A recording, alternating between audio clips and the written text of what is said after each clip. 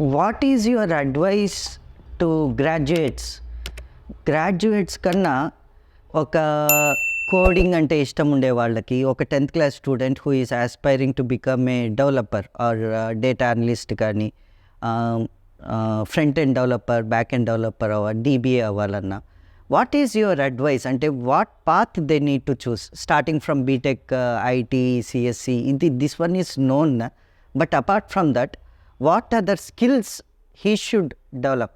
This is one part. Second part ఏంటంటే existing software ఇంజనీర్స్కి మీరిచ్చే suggestion కానీ మీరిచ్చే అడ్వైస్ కానీ ఏంటి?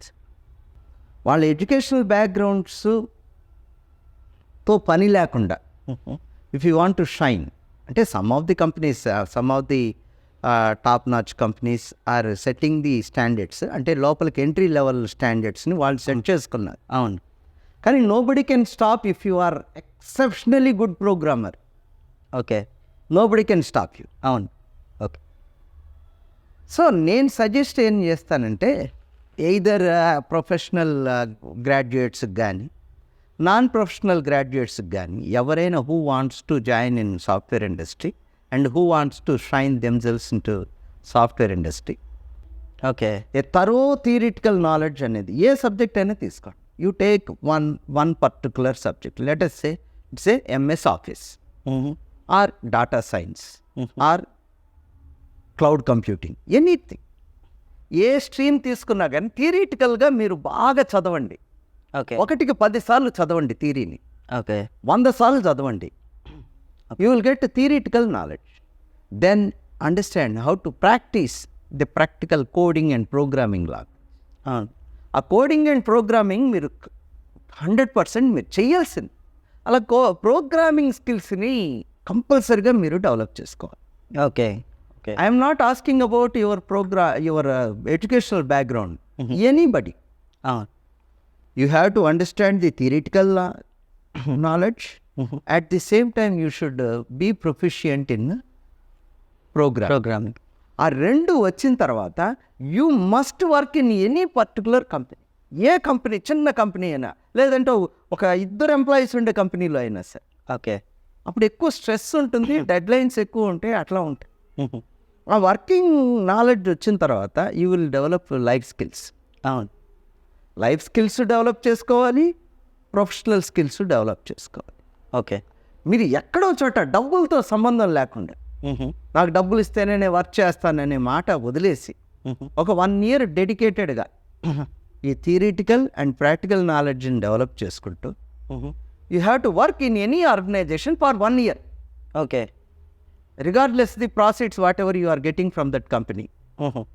ఇప్పుడు ఎగ్జిస్టింగ్ ఉండేటువంటి ఎంప్లాయీస్ డెఫినెట్గా ఆ ప్రాజెక్ట్స్, పెద్ద కంపెనీస్లో ప్రాజెక్ట్స్ డిఫరెంట్ ప్లాట్ఫామ్స్కి మైగ్రేట్ అవుతూ ఉంటాయి కాబట్టి టైం టు టైం కొత్త స్కిల్స్ని మనం అప్గ్రేడ్ చేసుకోవాలి.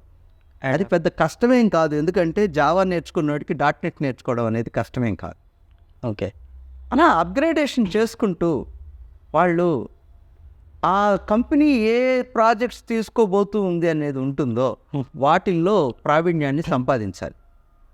Skill upgrade. తర్వాత ఇఫ్ యు ఆర్ అంటే ఒకే కంపెనీలో మనం 15 years 20 years అట్లా ఉండకూడదు. ఒక 5 yearsకి you have to join in other company and upgrade your skills and upgrade your salary కూడా నీకు విపరీతంగా హైక్ అవుతుంది. తర్వాత కొత్త స్కిల్స్ని నేర్చుకొని ఆ కొత్త స్కిల్స్ మీద కూడా వర్క్ చేసిన తర్వాత మల్టీ స్కిల్ పర్సనాలిటీ అవుతుంది. ఐ లవ్ టు వర్క్, అంతే. ఓకే. నాకు ఆ కంపెనీ నాకు వర్క్ చేసే అవకాశాన్ని ఇచ్చింది.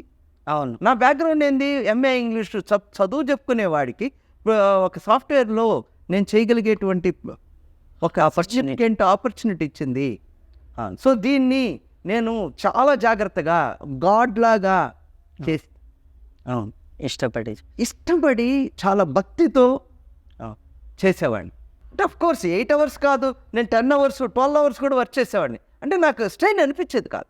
Because you like it. Because I love it. అవును. I love my work. అవును.